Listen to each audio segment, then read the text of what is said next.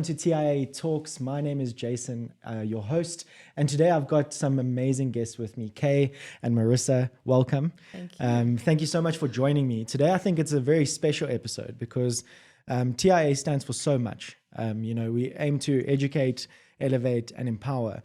And I just wanted to touch on one of those pillars today, which is the educate pillar. You guys are specialists in your fields, and Marisa, you are big into education. So I think I want to start with you. Maybe give us a bit of background and also just about your passion, in this industry about education. Yes, thanks, Jason. So I'm Marisa Grundling. I'm the head of department at Milpark Education, where we have numerous qualifications in both insurance and in risk management. And I think it became such a passion for me. Wait, hold on. Sorry, Marisa. No. There's actually qualifications in insurance. There's quite a few. Like short-term insurance. Like short-term insurance, financial planning, okay, someone could have told me this before we did this podcast because I did not know this. Okay, yes, please continue. So there is a higher certificate, an advanced certificate, and a BCom in short-term insurance. Oh my word. And they link directly to the IISA as well. So it's that side, financial planning, also higher certificate, advanced, BCom, postgrad. Yeah. So you got into you're in the insurance. You're not really in the insurance industry. You're actually in the educational side. Yes. And Milpark is obviously partnered with TIA for a good few years now, and you're one of the top sponsors for TIA. And it's been great because we met at the TIA finale in the last season, and that was really cool because I got some insights to what you do and things. But I just wanted to find out, it's not insurance necessarily that you're busy with, it's education.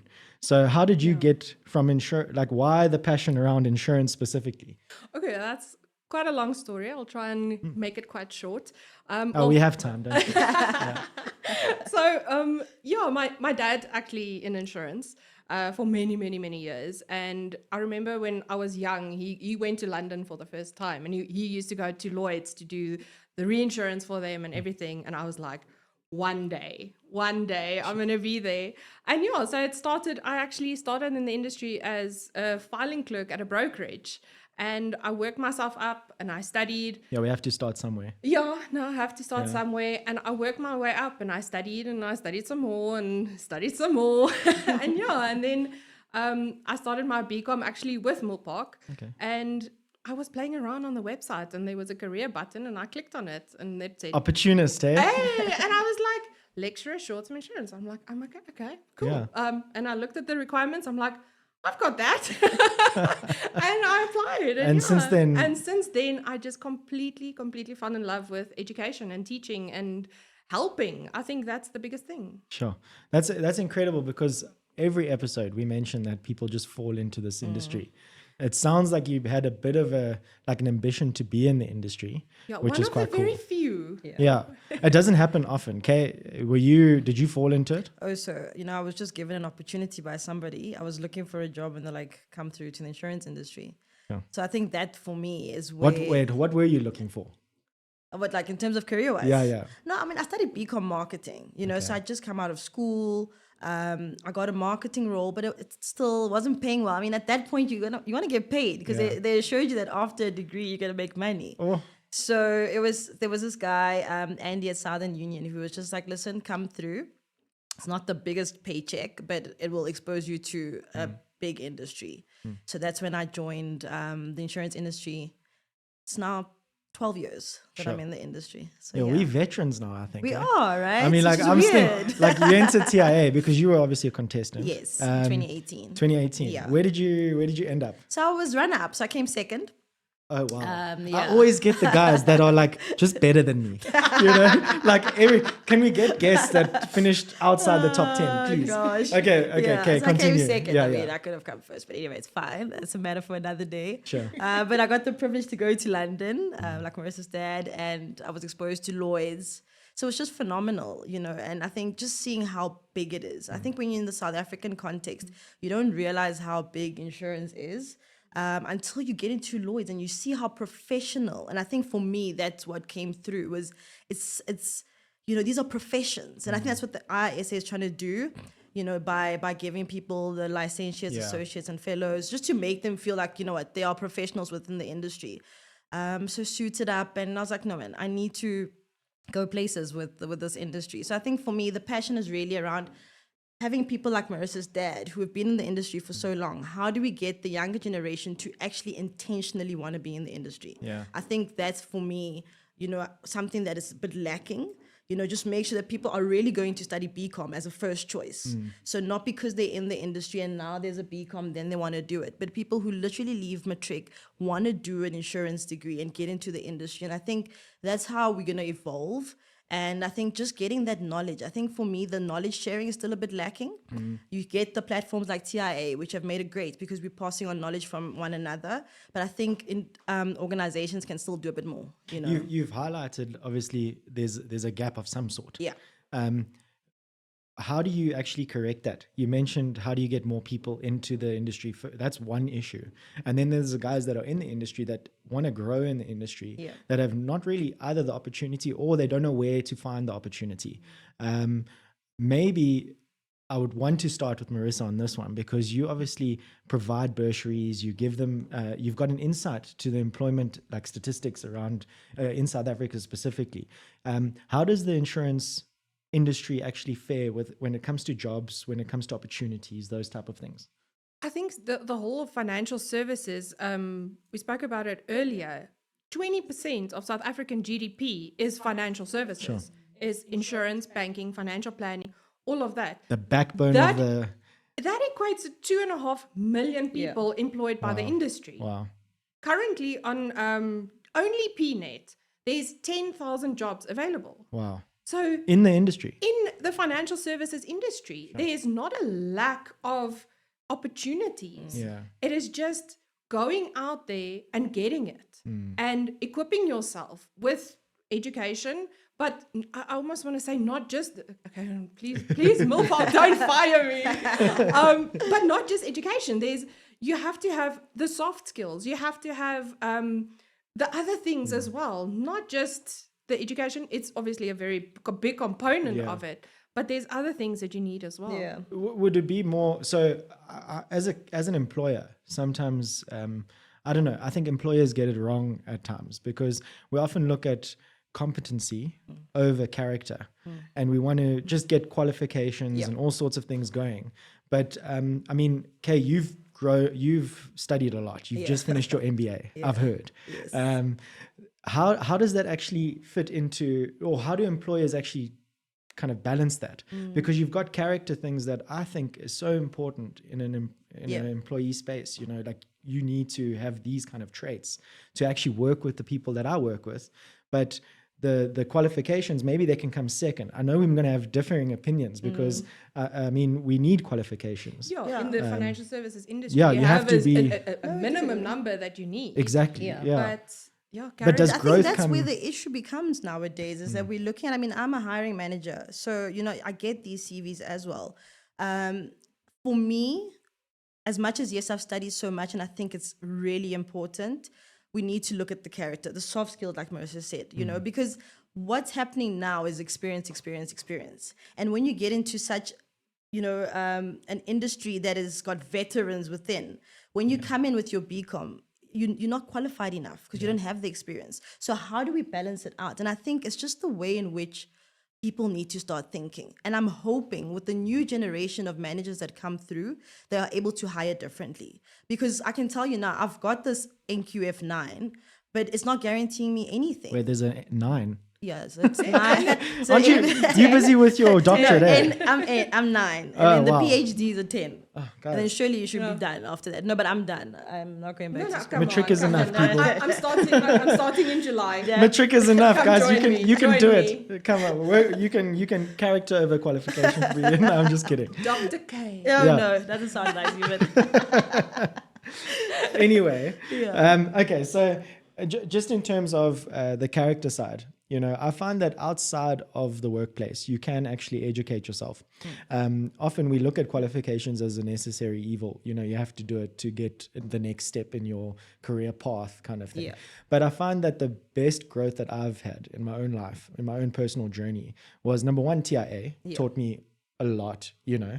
But secondly, it's the learning that I've done outside of the office, outside of office hours, where I've sat down and even watched YouTube, trying to learn a silly skill or like how to change a light bulb. Do these things, personally, I feel like outside learning, I'm going to call it that, is so important, and the attitude towards learning is so important. But in the workplace, is that something that can kind of cross over, or is that something that you look for as an employer? Okay. Yeah, the thing is, I guess we don't even explore that much when you're interviewing somebody, but it's for me, it character builds as well, right? And I think for me, where I kind of resonate with you is that, okay, fine, I might not necessarily go look at how to, put a light bulb, but I think networking is important and learning outside the office with like-minded individuals, and you guys are having a conversation, the amount of ideas that come from that, and I don't think we leverage that enough. Probably we don't even have the right amount of networking platforms, but that's where people learn more, is outside of the office, so unfortunately when you're sitting in an interview, it's very rare that somebody's going to ask you like, what do you do in your spare time? And that's where you then kind of mention all these little things that you've done. So it is important. I think it does do something to your character. And if you can kind of bring it into that interview and kind of pitch with that and just kind of show and demonstrate the fact that just outside of work, this is what you do. You take time Show me educate the willingness yourself, 100%. to work, So it's learn. not necessarily the formative stuff, like going to school, but there's other areas where you can learn. Yeah. So Sure. Yeah, I from my think like one of the other areas, in my opinion, are people like you've highlighted, or is people like you've highlighted. Just in terms of networking and things, some of the most amazing people I've learned from are guests on the show. I'm learning right now. I mean, there's been a few things I'm shocked by in this episode. So obviously I need to open my mind a little bit and my feelers out there in the industry. But I wanted to touch on something that it's just been bugging me. And I don't even know if this is even appropriate to ask, but AI and critical thinking. I find that the move with technology into the way that we're moving with AI is changing the way people problem solve, because they've got this technology that can be added to whatever they're doing that can help them do that. And I've learned to be a critical thinker. It's something that I learned from school. We never had phones until maybe grade 7 or 8, and then, kind of started. And I don't know, like, I just find that the new generation that's coming through that is learning all of these things about insurance is great with the theory, but then they've got AI and technology that's helping them with everything almost. Yeah. And it's kind of is it disenabling the way that they're actually thinking? Like it slows it down a little bit, or they don't think critically enough. Is that something that you see, or is AI actually a good thing while they're learning and things? Yeah, I think it's a good thing. I mean, listen, it's one of those, with everything, there's always a good and a bad side, right? And I think it's how you use it. And I saw now with the MBA journey, and then you got research, you got all these assignments, and you put things on chat. And it's not that you're putting it on chat to plagiarize and take what chat is saying, but chat kind of brings new ideas that you didn't think of. And I think if we start using AI that way, it opens up to different types of conversation, because now you've kind of said to this particular platform, how do I solve for big fires? I mean, I'm giving like a random example. Like we probably in our heads thinking fire extinguishing this, and this, and it can throw you something completely foam. Exactly. And I think if you use it, it actually allows for entrepreneurial opportunities because it's suggesting so many innovative ways to solve. So I think we need to use it as an enabler. If we start doing that, then you start seeing good from AI. So it really does depend on which side. I mean, if you want to copy and sit at work and just let AI do your Excel spreadsheet for you, you just send it to your boss, then it's not going to be productive. Your job will probably be taken by AI if that's the way that you use it. If that's the way you do it. Because then why would I need you? Exactly. But some people use it to be more productive. It's how do I do this? Then it tells you the prompts. Then you're able to quickly go put in the formula in the spreadsheet, things that we would have traditionally looked at Google, sat on YouTube, kind of try to figure it out. So it kind of makes work more simpler, quicker, and a little bit more convenient. So I really think it depends how you want to use it. I think it could enable great things, especially in the insurance industry where we need tech. Yeah. Jason, can I maybe explain to you how AI works? Yeah, sure. Okay, so Without getting too much into no, it. it's not exactly technical, but it opened my eyes. I was at a academic conference last year sometime, and they explained to us AI it's a language tool, right? So it's not smart. Okay, it's not intelligent. So what it does is you ask it, you put like random, you put your words in. Yeah. Then it goes and it searches the internet, and on a balance of probabilities, it gives the next best word. So if you think about it that way, and you're like, okay, because it gives amazing answers. Yeah. That's for sure. And Don't tell my university that. no, AI is amazing. But I think the most important thing is to know how to use it ethically, and to know that AI is biased, and not to take what it says at face value, because it will pick up, and they call it a hallucination, where it will give you something, but it's the wrong person. Yeah. Although the person has written about something, it will give you the wrong information. Yeah, like you said, it's not smart. It's not And I've seen it's on a that. balance You've of seen the probabilities. answers. I've seen the answers. I mean, I don't know if anyone watched the last season of TIA, but there was a moment where I was in a task and I needed to do a B-roll behind the scenes. And it was Keba and I think Rain and someone was in my team. And I was responsible for writing a letter. And I quickly did it on chat and I gave it to Keba and I was like, check this because I did it on chat. Yeah. And he didn't actually edit it. And I got found out in that episode for using chat, and Simon put me on the spot. So I get how it can really like stuff up stuff. Yeah. You know, it can really mess things up So how if you did don't they know how pick to it use it. up? Was it the words? I Was it trust not the you are well. language? And that's not I how trust speak. you are well. I would never say that. I'll be like, I'm good. Okay, Yeah. sweet. This is Yeah. what needs to Yeah. happen. Or, sincerely. Yes. You know? So I think ChatGPT is one of those things. AI in general. I mean, we've spoken about it before, but I think you're right in saying that, Kay, and Marisa. Like, I think there is it's an addition. It's an enabler. My It's a concern. skill you need to learn. It's a skill, but Yeah. my You have to concern learn it. is really Otherwise- around, like these guys that are using it. Have they been taught to use it properly? No. And that's where the critical thinking for Yeah. me is. Are you actually problem solving yourself and then using the tool to get those answers, the three other scenarios you didn't think of? Yeah. And that's my worry. But that's a side note. I think, Yeah, I think most universities, us included, we are bringing it in now. We're telling students, go use it. Go, but yeah, that's how, positive. but we teach them how to How use to it use properly. it. Yeah. Do they do like an orientation? It's like a Yeah. ChatGPT orientation. No, it's AI. Yeah. AI. Oh yeah, we can't use that. You Yeah. can't just use. Yeah. You have to give them the option which one to use. Speaking of technology, Yeah. we are actually, this is the first episode that we are sponsored by Sapiens.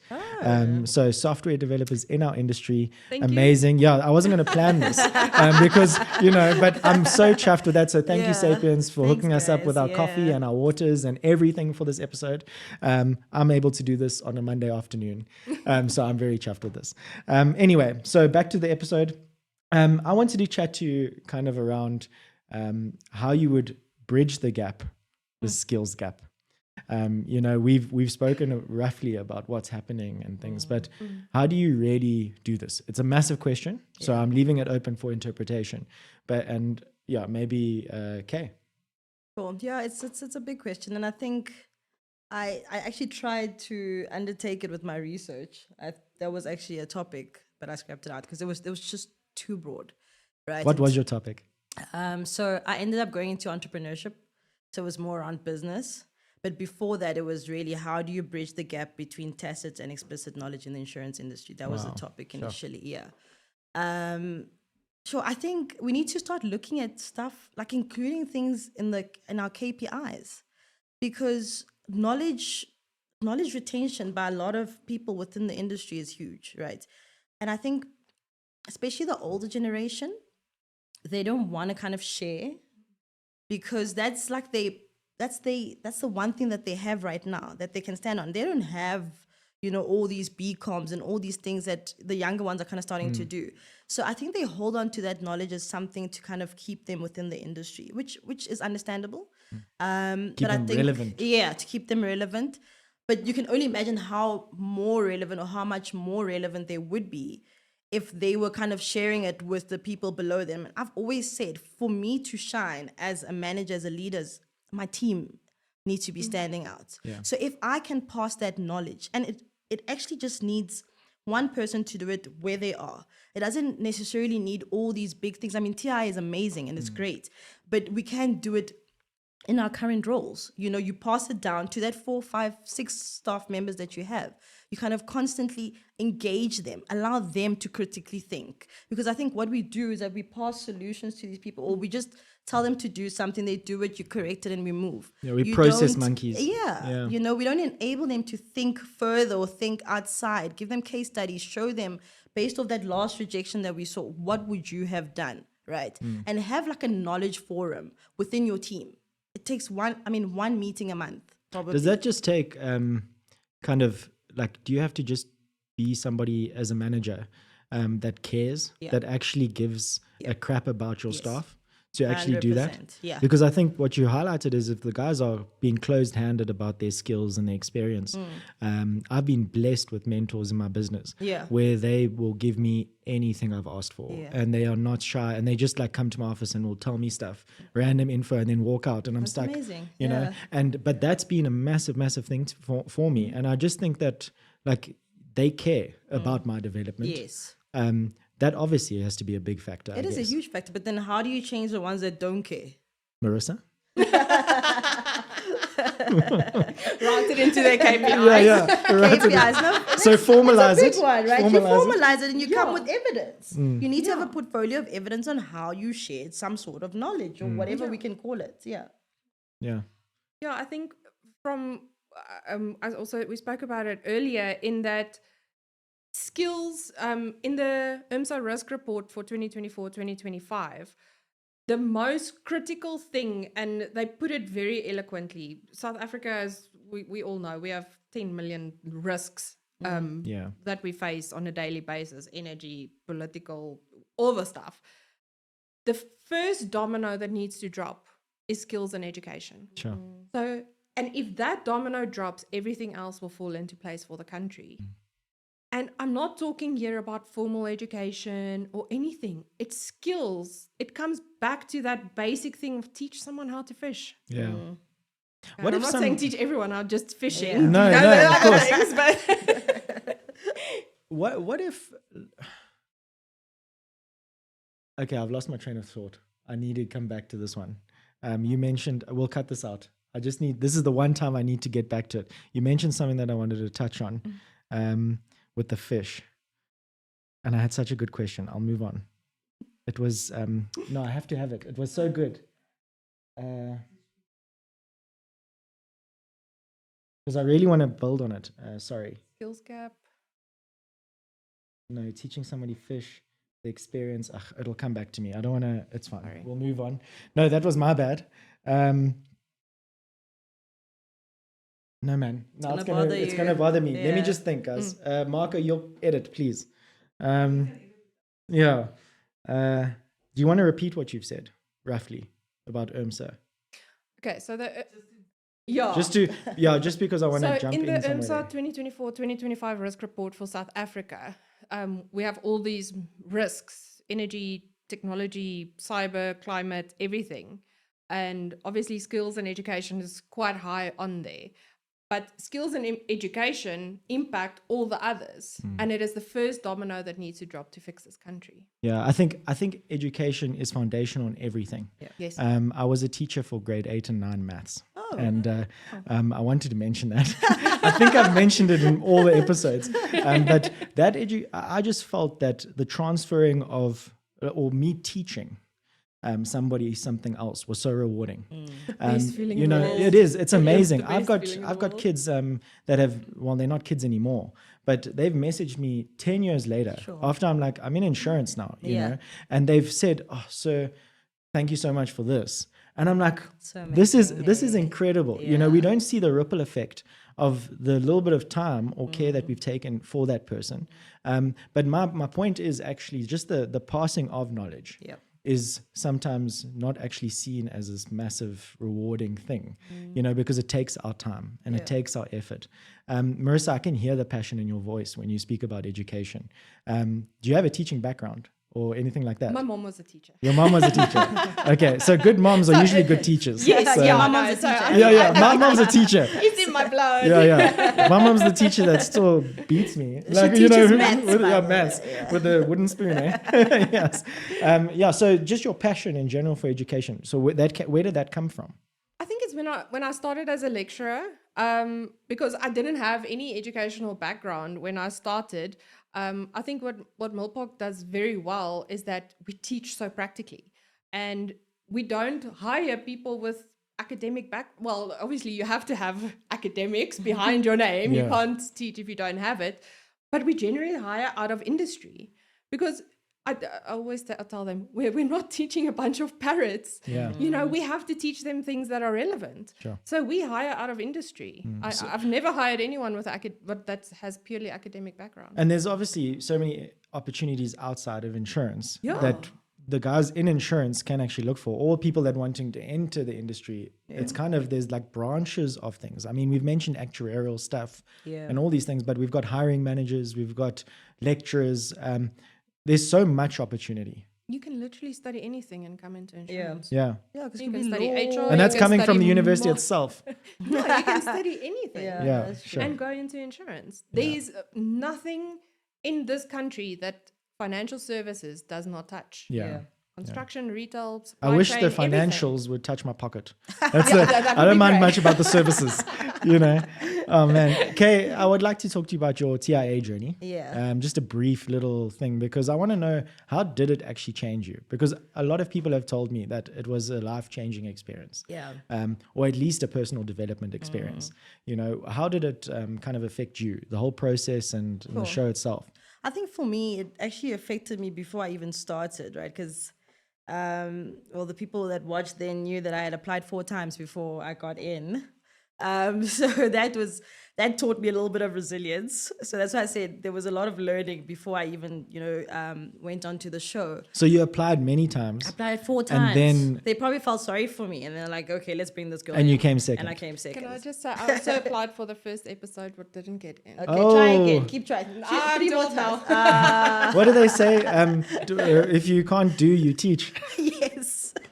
I will get you for that one. I'm joking. I'm kidding. I just told you I was a teacher. Okay. Oh man, that's gonna get me in so much trouble. Anyway, Gosh. continue. Yeah. So I mean, listen, it was, again, I'm always big on networks, right? And I think the network that it enabled me to access, right? So the people, the contestants who were there, I mean, the judges. I remember having such an amazing relationship with Simon after. So it started there, and then thereafter, I think people were able to see you. So, they always use this phrase, being given a seat at the table. And that's what TIA did. So I think before, the assumption on my end was my employer doesn't see me, right? So I'm doing everything and anything, but I'm not being given a seat. And then I did the TIA and I got to where I did. And that's when they realized that there's a K. And I mean, from there, I got, promoted to a different role. I got sent overseas by the company, so you just started seeing a lot of things happen. And I guess for them, it was, okay, we need to kind of recognize this person now before somebody else does. And I'm glad they did very quickly, because it was going to be very close in terms of, I had job opportunities when I left, but it was always a thing of, I'm very loyal. And, sometimes, like we said, there's bad and good. But I gave them a chance, and I'm glad I did, So for my career, it was great. My personal development, I think after that, after they recognized, that's when I realized that I actually want to go and study. And I started with my PDBA at Gibbs, and I then in turn did the MBA, which was funded by my employer. So I'm grateful that I did stay, because it's quite a huge chunk of money that I think they see that I'm worth. And I think without the TIA, they would have never seen me like that. So I think that's how this, the Insurance Apprentice kind of changed things for me. I wanted to touch on that because like employers obviously will fund certain things and help out their employees and stuff. Marisa, you guys sponsor TIA and provide bursaries to some of the contestants that go on to study.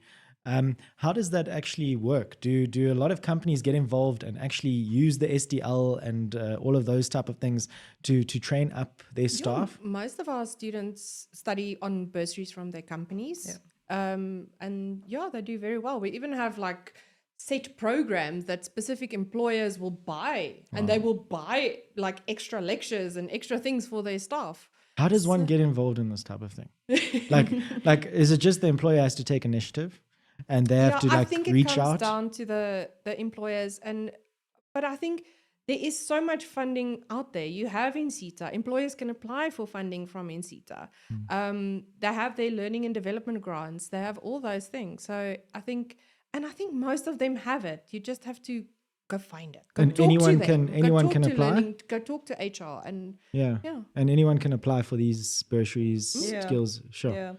Yeah. So as much as I think, I mean, the employer plays a huge part, I think the individual also. I think a lot of people kind of wait for an email to say, go study. You need to wanna. Yeah. Right. Because you took an opportunity. Yeah. And you showed up. Yes. And they gave you the 100%. bursary. Yeah. You So know? like what Marisa was saying, go to HR and say, listen, this is what I want to study. I'm not sure whether you guys fund it or not. If you do, please. But you kind of need to show that you want to do something, because it's time, it's money. You take study leave. So there's days where you're not at the office. So show us why you want to do it. And I think, I mean, with I'm sorry, I'm not sure if I can mention my employer. You can. Okay. Aeon. Yes. Welcome. So, I mean, with Aeon. To the conversation. Welcome, Aeon. Yeah, but I mean, they send a lot of people, a lot of staff to Milpark. A lot. Yeah. It's very huge. Well, they sponsor TIA and they Yeah. also are massively involved in the whole development No, I mean, they're brilliant, and I think that's where even the loyalty aspect is. And I think that's why really the culture, the learning and development culture there, it's phenomenal. You mentioned loyalty. Yeah. And you mentioned teaching a man to fish.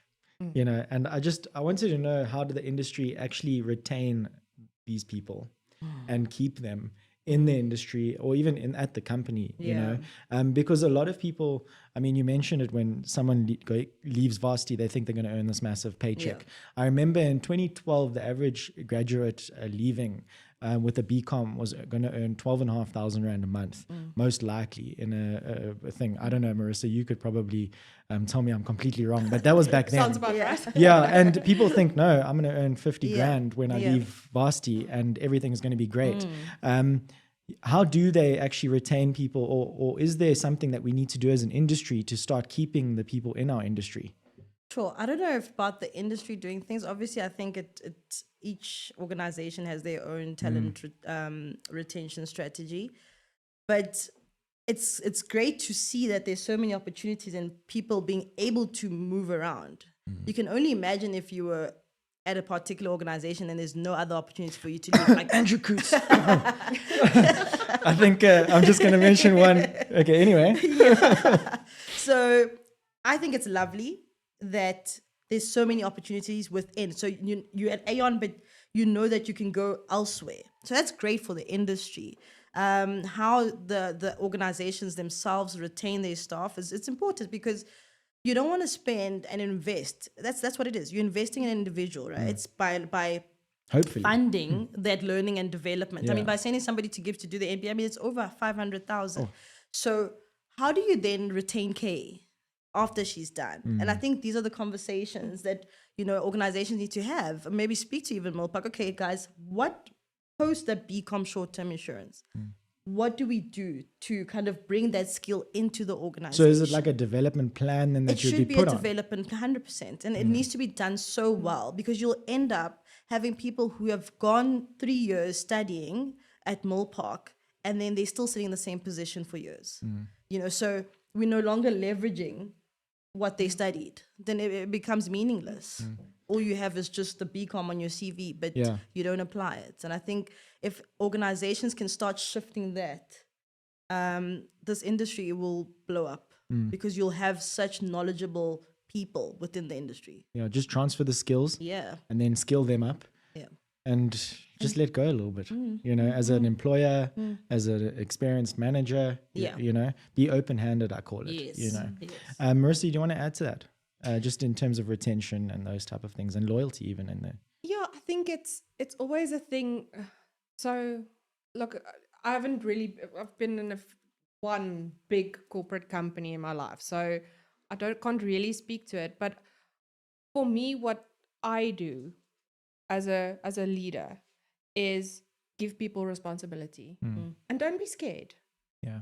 I was very scared. They sent me on a delegation course. Let go. I'm a professional email forwarder. I'm scared. I don't want to let go. And I have seen what it can do for people if you let go and you're like, here's a project for you, run it. Yeah.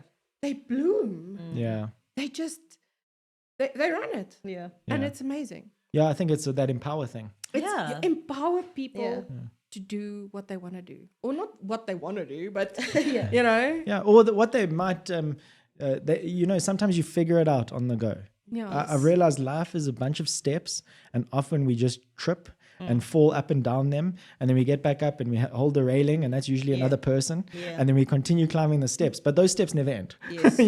And generally, eventually your glutes get sore and your knees get sore, and maybe you need some lubrication and all of those wear and tear issues, but I think it's a journey. Kutlwano, Yes. I would like to ask you about, because I'm an insurance broker, and you're technically a broker, because I've seen a little side hustle that you have. It's called the dog broker. Yes.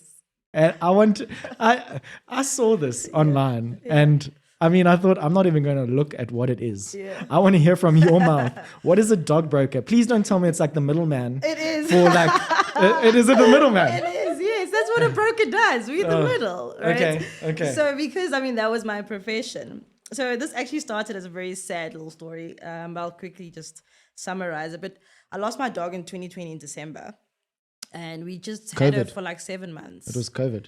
Yeah, it was COVID year, but it wasn't I don't know. COVID. You said it was very sad, but I had to make the joke. The year was sad. Okay, I'm just making sure. Okay. It was even sadder. Okay, sorry. I'm so sorry. So I lost my dog in December, and around Jan, Feb, we decided, okay, we're ready for another one, because obviously they leave this void, We're like, okay, let's get a dog, and we went online, and I support shop, don't shop, adopt. I do support that. I do, but they also, it's quite a difficult process that. But anyway, so we went to check, and I was nearly scammed twice in one day. So the scams are a lot, and it was at that point I'm like, It's actually cruel. people can't go through this, because you go online, you see this pet, and immediately you become emotionally attached to this future baby of yours, and it ends up being a scam.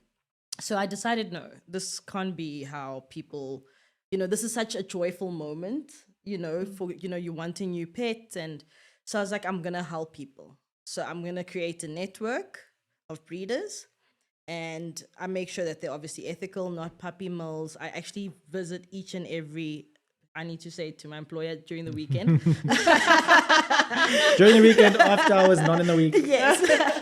and Same about this podcast. This is all after hours.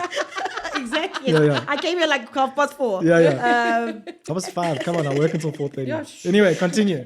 Shame. And so I created this network. So different breeds, different breeders, created a relationship. And so clients come to me, tell me what dog they're looking for. And we then go into our network, get them the dog, deliver it to their home. I'm sorry, Kutlwano. Yeah. This is a great idea, because to me it sounds like Uber for dogs. It's that. And it's the sourcing of it, right? But like the right stuff. The So you've right got things. proper... It's a purebred, it's pedigree, it's No, but it's genius. I'm crazy. actually saying it's great. And I think it's so important, because I lost my dog in 7 months because she was sick. So probably where we got her initially wasn't a good place. Yeah. She was not bred correctly. So it's little things like that we pay attention to. And yeah, so I've got a driver for that, goes and collects the dog and then delivers it to the client. And it's just, I think I've homed over 500 dogs since 2021. That's amazing. That is So amazing. it's grown. Yeah, sure. I mean, Black Coffee is one of my clients. Oh, Just nice. like amazing clients, yeah. Sure. And I've seen a culture shift. And I think for me, when I started the business, I honestly thought this was going to be a white people's business. Yeah. Because, Yeah. you know, white people They love their dogs like their children. I'm Oh my goodness. Listen, none of my black folks are going to be buying dogs. No, You just know? the township dogs. They love the stray Yeah, ones. that's it. Oh man. So it was so interesting to see. Like You don't 90%, have any cats, eh? I do here and there, Okay, if good. special request, but Okay. I'm not the a cat dog broker, person. Yeah. Okay, anyway, sorry. So 90% of my client base is black. Wow. You know, and I thought that was interesting. And I think it's the influence of kids in schools and just that multiracial and it sounds like the aspect. mourning process is not very long. No, it's long. Don't be like Okay. Yeah. This was 7 months or whatever. Yeah. Sure. Yeah. So yeah, that's how that business formed. So, okay, I'm going to move on from the Yeah. business itself. Okay, cool. Which I think is amazing, by the way. you, thanks And my insensitive comments. Dogs. Yeah, I also thought So so. that's- Like the pet insurance and. Yeah, so that's- I mean, pet that's what I insurance is do. obviously very like popular now. It's booming, as you've seen. Add it I as an think. add-on. You can make Yeah, more no, money. there's a lot of No one's allowed to take this. There's a Yeah, lot of it's VAP. his. Yeah, no, but it's everywhere. out there, yeah. But what's not there is the life, and people don't get how important the life aspect of it is. But yeah, that's still an It would be idea. interesting if you knew a life broker that could assist you with this type of thing. Yeah, but wonder I who. don't think. Anyway, okay, Yeah, wait, but we're getting anyway, let's sidetracked. leave So this, my yes. point is, thank you, Kutlwano. I actually wanted to problem. chat to you about kind of building an income stream outside of the industry because Yeah. there's so much opportunity, even with our skills. You know, we can learn these things. But I think we'll keep that for another episode because I would Yeah. love to have you both back. Before we end, I generally end the episodes with this question. Your burden in the industry or the thing that really you're passionate about that you want to change in the industry or make an impact in or that area. Kutlwano, I'll start with you, and Marisa, you can end. What is that to you? And are you currently involved in anything? And if there is something that that you're busy with in this that will make a difference, our viewers and our listeners would love to get involved, and we'll leave details below of where they can get involved with any initiatives, even if it's finding a home for a dog. You know, so yeah, what would you like to change and impact in the industry, or what are you? So right now I'm not doing anything, and I think because obviously I've been occupied for the last 2 years, but now that I've got so much time, I do want to get involved, and I think for me it's around mentorship within organizations and kind of build some sort of network for the insurance industry, and just make it a way of life within our day to day. So I think that's what I'm going to be looking at. So if the viewers have any ideas in terms of how do we knowledge share in a fun way, in, you know, where you're not sitting in the boardroom and looking at a presentation, like how do we incorporate that, you know, on a daily basis? I would love to do something like that because I think it's really important. And I think my second thing is just around just giving people a seat. I think that for me, and I want to call it a seat at the table. I think that's going to be my next initiative, is getting that person who just started in, getting them somewhere within this industry, because they cannot build experience if you're not going to give them the opportunity. And I think that for me really, really, really irritates me. It's just how we're not empowering other people and just saying, come through, start. Yes, we've got clients to serve. I know we've got to, you know, we have to serve our bottom line, but we can kind of empower little, you know, individuals. So learning and development programs, we see that. But I think we need to be more intentional about it in the organizations. So that's something that I really want to do this year. And I feel like guys that are wanting to do this, you know, they need to actually be okay with starting somewhere. Yeah. And be open to starting somewhere, getting the right opportunity. It could look like a mustard seed now, Yes. but it could turn into Blow something up. massive one day. 100%. But it's that first decision, like clicking the careers link. Yeah. You know, and I think that that's so important. Marisa? Yeah, there's a few things that I'm busy with and working on. And I think the one thing that I've realized in the last few months by getting involved, not just with the teaching and the education side, and yes, it's very important and building in these practical things, building in literally having a boardroom in the class. And I'm obviously the very bad CEO, you know, and building these engagements for the students. So that's one thing work-wise that I'm very passionate about, is sending students out there that is work ready and not just book smart. But they can walk into a boardroom and have the authority to be there. So that's one thing. And then I'm very passionate about reaching the youth. So there's a few initiatives that we're currently involved with. So with the Insurance Institute of Borders, we started the Insurance Youth League. It was a very interesting trip. Last year, December, we went to East London to Madansane. And and with local people there, we get the youth the matrics. They have nothing to do next year. They have nowhere to go. And we put them on class of business, teach them insurance, and show them, you know, there is something out there for you guys.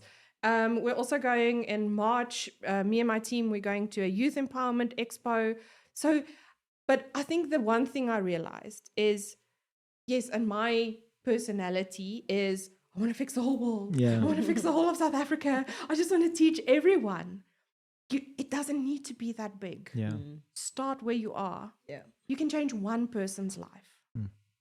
You guys have changed mine. Thank you so much for this conversation. It was really awesome to just kind of chat about this issue that we have in this industry, which I'm actually quite optimistic about. You've highlighted so many opportunities and positives around it. Maybe that gap isn't as big as we think. We just need to do something a little bit more, more intentional in our industry. But thank you so much, guys. I really appreciate it. Thank you very much.